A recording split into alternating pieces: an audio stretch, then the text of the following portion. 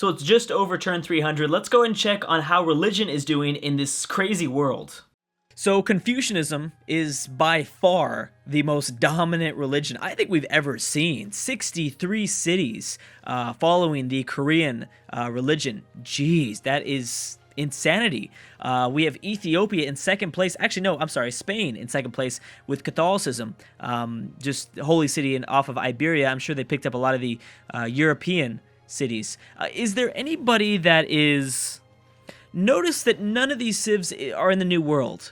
That would explain why Confucianism has been so dominant. Now, has Confucianism made it to the New World? Yes, it has. That is why it's so dominant, because no holy cities started off in North or South America, which has led for the drastic, oh my gosh, a lot of these cities are still untouched. Latin America is untouched. It's very strange to see. I haven't seen very many missionaries throughout the region, or at least going through any of these oceans, the Atlantic or Pacific Ocean, to spread religion. There's a Congo missionary, but that's about it. All of Latin America is still completely open, and I wouldn't be surprised if Confucianism gets down this way.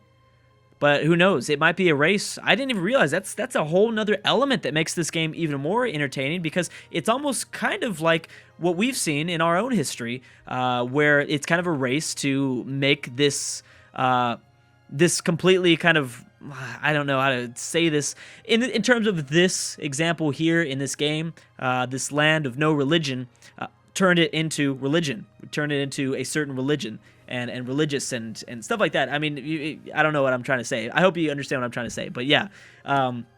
Yeah, so Latin America is completely untouched. There's multiple cities. Nobody's following anything down this way. There's Islam that's started to spread.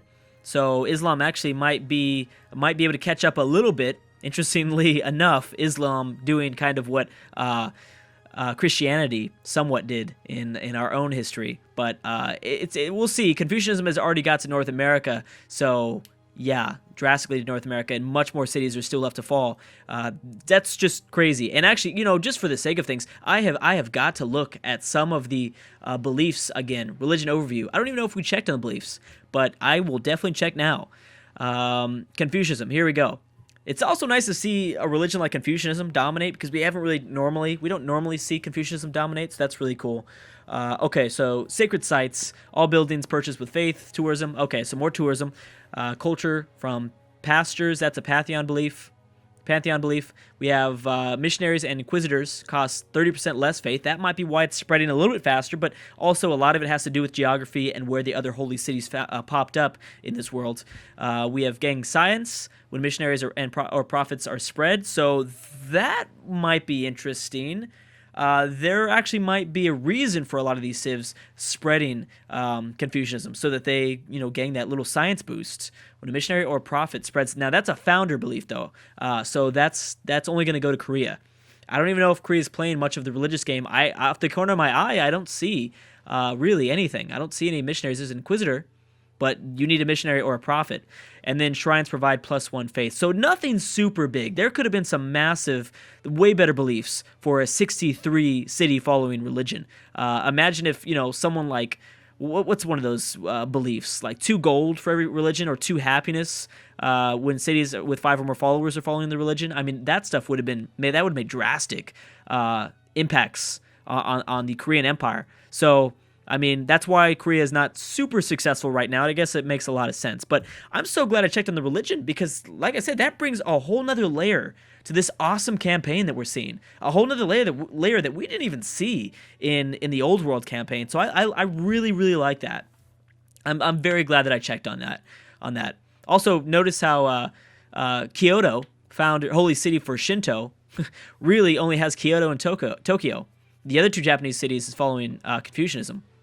So, yeah, very interesting. Also, a whole nother element, too, because there's going to be a lot more cities in this campaign than there were in the previous campaign. Bam, they made it to the Hawaiian Islands. Another thing that's going to make things different, well, first, there's more cities. I should have realized that religion was going to have an even bigger impact, way bigger than ever before, because I knew, or at least I should have known, that this series here was going to have the most amount of cities we've ever seen in one single game, which kind of scares me now, because I hope that we don't start like really taking a long time to process turns by the end of this, but we'll see. So Australia has chosen autocracy. Okay, very cool. We have Napoleon plotting against Catherine. There's a big intelligence report. Looks like Great Britain might be really going down for Morocco. I thought they peaced out, but maybe not. I know a lot of people have peaced out with Morocco, but yeah. We also saw a very interesting peace deal between France and Poland in the last video. Still don't know how I feel about that. I think it's going to make things more interesting in this part of Europe, but we still would have to wait until this epic battle goes down between Napoleon and Catherine. Now, on the other hand, well, speaking of Catherine, she's about to grab the final Indian colony north of Delhi. And now we have even more power going to the Russians. And there's a very immediate border. There's immediately some border friction going on between these two civs. As you can see, the Koreans moving more of their Great War Infantry off of the newly acquired front with Tunga and Mumbai. Keep in mind that most of these cities are puppeted, and they'll probably remain that way. I don't know if this city was annexed. This was a city taken by India, or taken away from India by Russia. So they might eventually go into annexing these puppeted cities for now, but we'll see. We'll see. India's lost a lot of strength. We actually saw Australia almost took over the southern Indian city of Delhi. That was really close. I made like a joke about it. Like I thought, hey, they might be able to do it. But I viewed it and I was like, oh my gosh, like last video, I think it was in the red for a second. And they almost did it. I was shocked. So a few of the big wars going on right now is Persia and Carthage. Actually, that's the last big war that's going on. Because now that Russia's pretty much done with India, they'll probably peace out at some point. Here's the thing, though. I wonder if they would peace out for this city. I doubt it, but the Russians are pretty strong, and India just looks, obviously AIs just look at military strength in terms of numbers. So that would be, I wouldn't like it. I hope that doesn't happen, but we'll see. Actually, Russia would be, I don't know, they'd be getting themselves into a really kind of stressful situation with the Siamese Empire just off to the east. I guarantee you, Siam will press that relationship. I'm willing to bet, because right now they don't really have to worry about anything else. Someone will probably settle this eventually. Not sure who it is, but it is important to see who ends up settling that. We have Ethiopia versus Egypt. Remember that? I need to... Oh, bam. There we go. Congo have declared war on the Zulu. I knew they were going to do that. After the Congo peaced out with Ethiopia, Carthage, and Morocco, I figured they were going to do something new. And that is an interesting choice by them. I wonder why. Did the Zulu look, weak? Could that be a possibility? So... Wales have been banned, and Ivory has been banned. Okay, let's keep that in mind. I mean, the Zulu do look a little bit weaker. It's funny how I love that there's so much colonization still going on. There's really not much land left, but we're seeing Colombian settlers, 2 Zulu settlers. We see a Congo settler. There will be cities everywhere that they can fit them. New Zealand will probably have, in the northern New Zealand island, which, by the way, thank you guys. A few videos ago, I asked what was the northern New Zealand island called. I don't even know if it was in this series. It could have been a different series. Who knows? But apparently it's just called the Northern Island and the Southern Island. So, cool. Anyways, yeah, so there's still a lot of, one-tile cities and a few open areas to be settled. Here's a few islands just off this way. Canada going for 2 more cities, possibly, off towards the west of Vancouver and Quebec. Is America's kind of cut off unless they build a settler in Chicago. They won't be able to do much of anything else. Canada's going back after Guadalajara, which is awesome for Washington because he doesn't really have to worry about Canada right now. And I don't think Canada plans on piecing out with Mexico anytime soon because they think that they should be able to roll over Mexico. The problem is that they haven't because Guadalajara is so well defended. And without a navy in the Pacific, they won't be able to do it. That's going to be saved for Colombia whenever they want to go after it. Maybe the British aren't going after Morocco. Well, they might be. Maybe they're going after the Caribbean. Who knows? A lot of ironclads. Remember that the Canadians and the Colombians are working together to go after Cuba and Mexico, for that matter. But I saw a few of the Europeans invested in also trying to take over Cuba. Cuba is very behind in multiple categories in the infoetics, so it makes sense that another AI would believe they could just kind of push them around.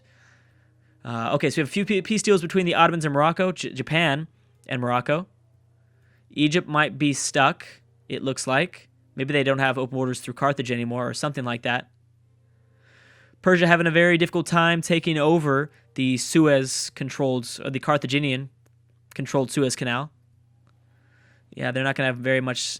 They're not going to have a good time after that. I mean, Mecca has a ton of units nearby. There's a ton of Persian units just north of Mecca. But like I said, there's just not a lot of tiles here, and it's going to be tough to take the city over without a navy. Okay, so World Congress has expanded their infrastructure. Very nice. Don't care. As long as it's not me, I'm happy. As long as I don't have to make a vote in this campaign, I'll be extremely happy. So Japan is still... I'm sorry. Russia has still not pieced out with India. Keep that in mind for the future. We still have Vietnam and the Champa still going at it. I believe Japan's still at war with the Champa too, but no peace deals. That might not be true. I think we might have seen a peace deal, but off the top of my head, I can't exactly remember. We are getting closer. I do want to start to check the Infoetics almost every 50 turns, starting around turn 350, but we'll see about that. Multiple peace deals have gone down with Poland. Poland looks like they're going to survive here. And I think I talked about this. Troyes had expanded their borders enough to connect with Toledo, which means that the British will have no opportunity of attacking Denmark until they get open borders with France, which won't happen, or with Spain, which is a possibility. I'm pretty sure Spain and the British have got to be somewhat working together. I really want to know what the British are doing. I can't remember if they're still at war, but it looks like they might be going after the Caribbean. With this many troops, I mean, they'd have some success. They would have a lot of success. Looks like the Colombians are investing more heavily. Oh, bam. Looks like, Canada and France working together? So yeah, I'm guessing Washington is done. Just as I said that I thought Canada would be too distracted staying in their war with Mexico. It looks like it's not going to be that way anymore. It is interesting to see France and Canada working together, though. Kind of these big powers teaming up. I haven't even been paying attention to the Congo-Zulu War. I'm sorry. This is kind of a big war. But the Zulu were able to reinforce quite fast. There are a few more settlers going off towards these kind of Madagascar islands. The Ethiopians have finally pieced out the Zulu. Let's also not forget the Ethiopians going after Egypt, but nothing is happening here. Yeah, no sort of results. We haven't seen any results. Memphis is surviving, and I think Carthage is going to survive. Persia won't be able to take it over. I think the only person that could take over the Suez Canal would be the Ottomans, but they won't even be able to utilize it that much because Arabia and the Persian-controlled Mecca. Mecca-controlled Persia? I always get confused when I say that statement. But anyways, yeah, because they, control the Black Sea, or the Red Sea, I'm sorry. So they wouldn't be able to get to the Indian Ocean. Okay, so how is this going? What's going on here?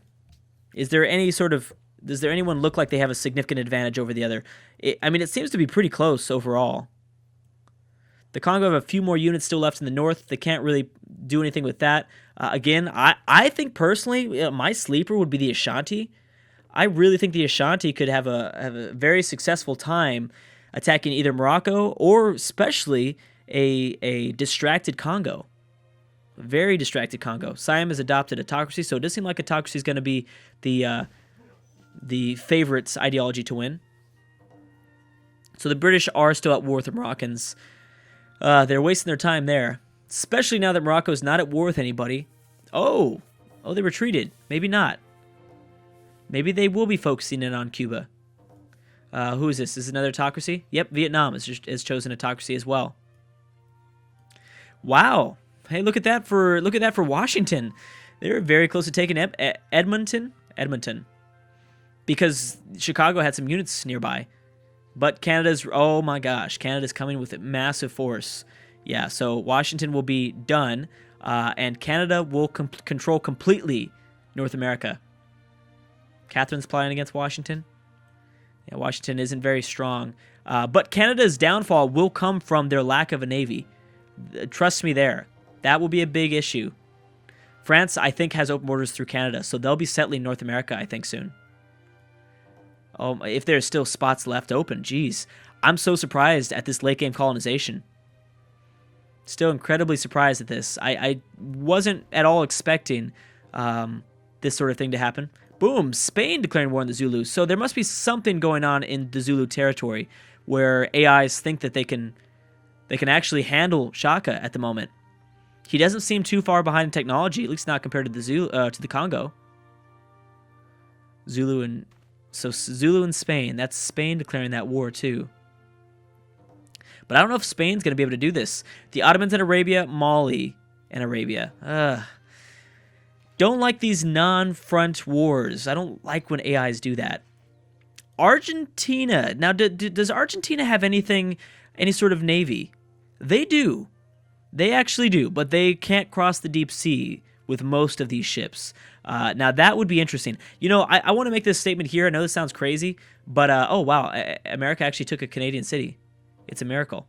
I know this is going to sound crazy, but I'm willing to bet that we're going to see, because there is like, this is not like a traditional accurate world map. I think we will see either Latin America take over a city in Africa or in Europe, or vice versa. Europe or Africa taking a city over in Latin America or North America. The British have peaced out with Morocco, and Washington is about to fall. This will keep Mexico alive for a little bit longer. I actually don't know if Mexico's going to be able to fall. It's going to be tough. Mexico has perfectly placed their cities. It's just going to be really, really difficult. But Polynesia has quite a few troops. I mean, they'll also be an interesting sort of point here in the campaign in Western North America. Yeah, so many Canadian cities. I think we're going to start to see a shift in power from France to Canada. I think so. Especially without Colombia dominating Latin America. That's what they really needed. They really needed to dominate Latin America. And here's the thing. They've allowed Argentina to build a bigger fleet. Between, Buenos Aires and the Falklands, there is a pretty big fleet now, and the Colombians are distracted in their war against Cuba. They're sending their fleet off this way, and they're getting destroyed. So their ships are being destroyed one by one by one, whereas Argentina is just building and building and building. Panama is really susceptible to attack. From there, it's going to get more difficult, but they could attack Rio de Janeiro. There's a few more coastal cities that they could go after if their navy is strong enough. Right now, it's not really. These are naval units that are pretty far behind in technology, but you never know for the future. Canada's made peace with Cuba. We might see the British go after Cuba, but I actually don't think so anymore. It seems like they're going back home, which is for the best. The British are too distracted with world affairs. Look at this. Leeds is not as well defended as it once was. And the French can really do anything right now. Oh, gosh, here comes the archaeology army. The archaeologists army from France. Good thing it's only France right now that's built it. Wow, the Zulu were actually very close to taking over a Congo city. They were very close. And the Zulu fleet is actually going after Ottawa. But anyways, guys, I'm about to stop right there. Thank you so much for watching, and I will see you guys. Oh, Persia also maybe will take over. Maybe might end up taking the city over. I don't know, but we'll see. But anyways, thank you so much for watching, guys, and I'll see you guys next time.